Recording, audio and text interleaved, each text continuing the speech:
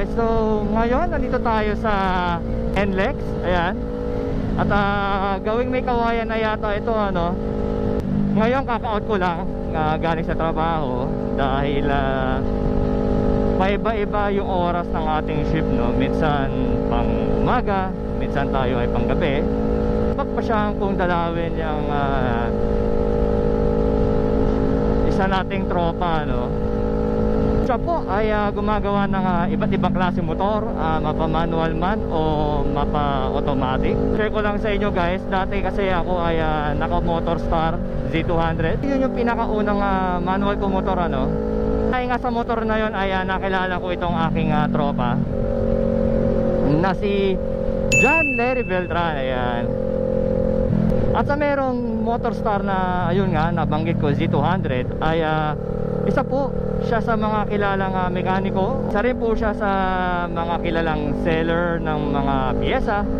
At meron po siya sariling shop, no, which is yung pupuntahan natin ngayong araw. Ayan, doon natin siya bibisitahin. Masyado pa yatang maaga, no. 8:35 lang, sana bukas na siya. Ayan, at dito tayo mag-exit sa may Philippine Arena, ano. Dahil ang kanyang shop po ay located sa Santa Maria, Bulacan. At ilalagay ko na lang po ang address ng kanyang shop sa description ng ano. Parang ang bilis yata natin nakarating At ang tropa ko na to ay isa talaga sa aking matalik na kaibigan, ano.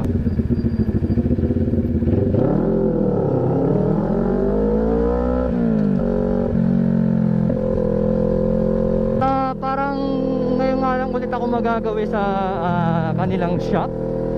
Dahil parang ang huli ko yatang gawi doon ay parang mahal na araw pa yata yun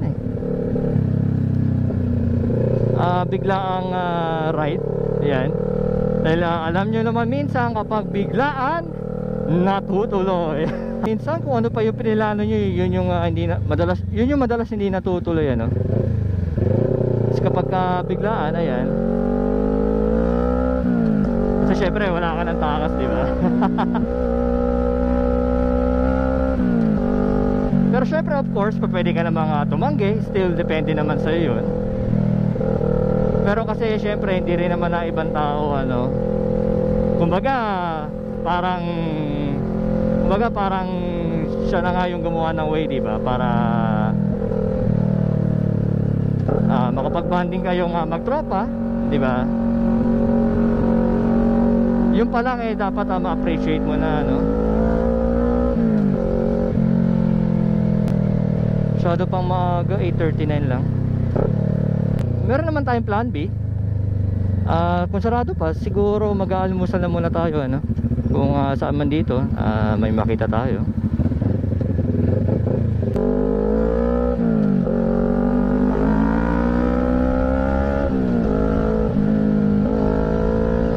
At nga pala guys, no, mabanggit ko lang, meron din po siyang Facebook page. Ayan, meron pong Facebook page ang kanyang shop. I-search nyo naman po sa Facebook ang JL Beltran Motoshop. Ayan.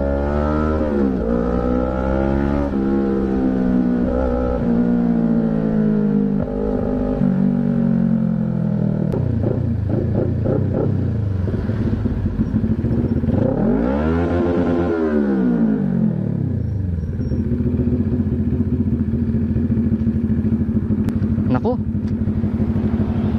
mukhang walang tao guys. Nandito yung NK400 niya nasaan kaya yun? Ate si Larry? Okay po, pero babalik din po. Ay sige po, itayin ko na lang ate. Ayun, hindi natin inabutan guys. Pero babalik naman daw, no, sabi ni ate. Oh guys, so tingnan nyo, may mga parol na, oh. Teka, tingnan natin. Ay hindi, teka, yung motor. At nga pala, share ko lang guys, no, kung hindi dahil sa NK400 na ito. Ayan. Hindi ako magkakaroon no. Alam nyo kung bakit? Dahil nabigyan tayo ng pagkakataon na hiramin itong kanyang NK400. Ayan. At nung una hindi ko naman talaga, kumbaga parang trip ang NK400 ano. Kasi noon ang gusto ko talaga yung tipong nakadapa, sport bike. At yung na testing ko ito, sabi ko okay naman pala. Kaya nakapag-decide ako na kumuha. At ayun na nga, binenta ko yung Motorstar Z200. Tsaka tayo kumuha nito ano. Kaya itong motor talaga na ito is talagang nagpe-play ng big role. Kaya nakuha ko ito ano. Makita nyo yun, meron na mga parol oh. Grabe guys no, parang alam niyo parang kiinlan lang eh, diba? Tapos ngayon ay kita nyo na meron na nga mga parol, bare months na agad, ang bilis lang. Hintay lang natin mamatay yung fan. At ayun, 93 na, pwede na natin i-off. Alright. Kasi ewan ko no guys, pero kasi meron ako nabasa na dapat ayun nga, may mga nabasa ako suggestion na bago ito, bago patayin or bago i-off ang NK400, or siguro hindi lang ito nag-a-apply sa motor na ito no, dapat hintayin muna mamatay yung fan. Ayan. Pero ewan ko kasi. At ayun guys, ang ating tropa ano, si Master John Larry Beltran. Master.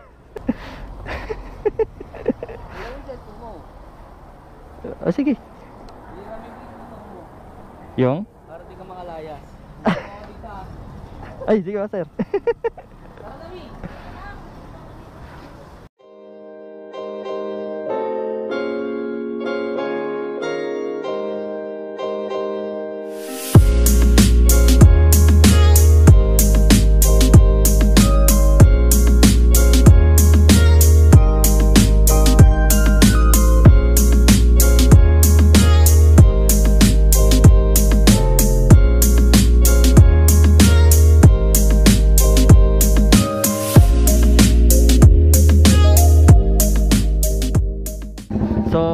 Ano, iiwan muna natin ang ating NK400 dito sa ating tropa. Ayan, at kung makikita nyo ano, mini-maintenance ang ating NK400. At actually yun ang unang maintenance ano na ginawa sa ating NK400 simula nung nabili natin nung January. Dahil dati hindi naman natin siya masyado nagagamit no, halos ngayon lang dahil nga nasira yung ating pang araw-araw na motor.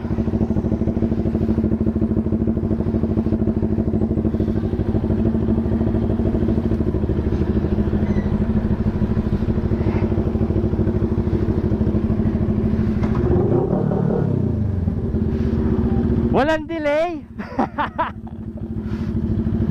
Master, walang delay.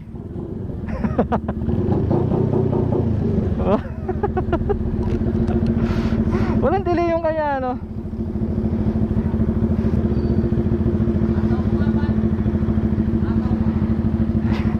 Di.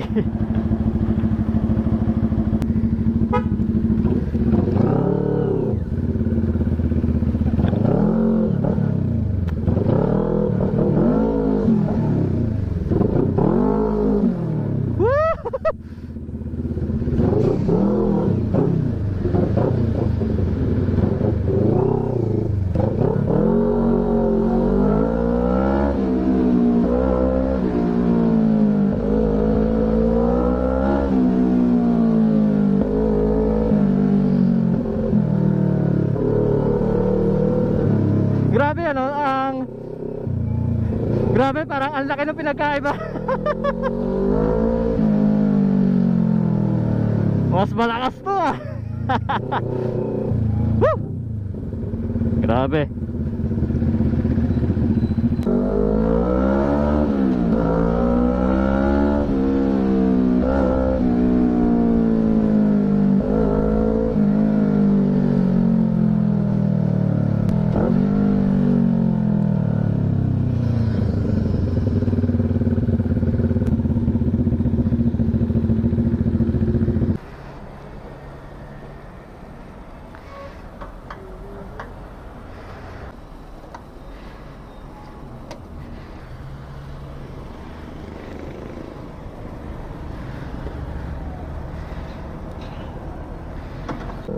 Alam ko na kung bakit ako naninibago. Yung manubela nga pala, no? Kasi guys, ako nga pala nagpalit ako ng handlebar ng ating NK400. Nagpalit ako ng low rise, ano? Dahil ang stock na handlebar ni NK400 ay high rise, which is ito. At para sa akin ito ay para lang sa akin, no? Mas maganda kasi tingnan yung kapag low rise. Grabe mga buhangin to. Nako, kapag nagkamali ka dyan, talagang dudulas ka.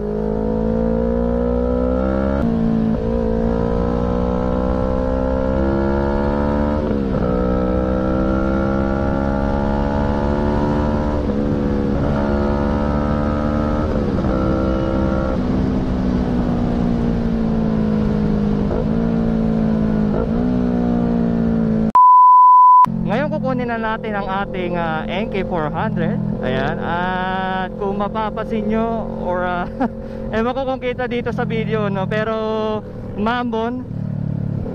Sayang at nilinis ko pa naman to, ano, pag uwi ko kahapon. At saka nilagyan ko pa ng ano ba tawag nito? Pampakintab. Yung MTX na nose slick. Ayan. Nilagyan ko pa siya kanina bago ko umalis, ano. Tapos ayan, bigla na lang umaambon na naman. Talagang may sumpa, no, kapag naglinis ka ng motor.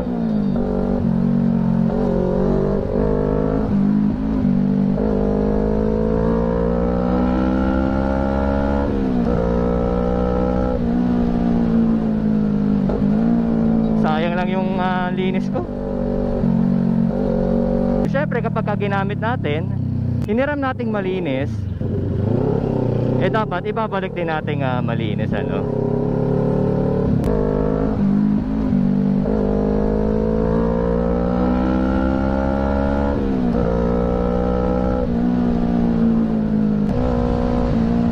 Woo!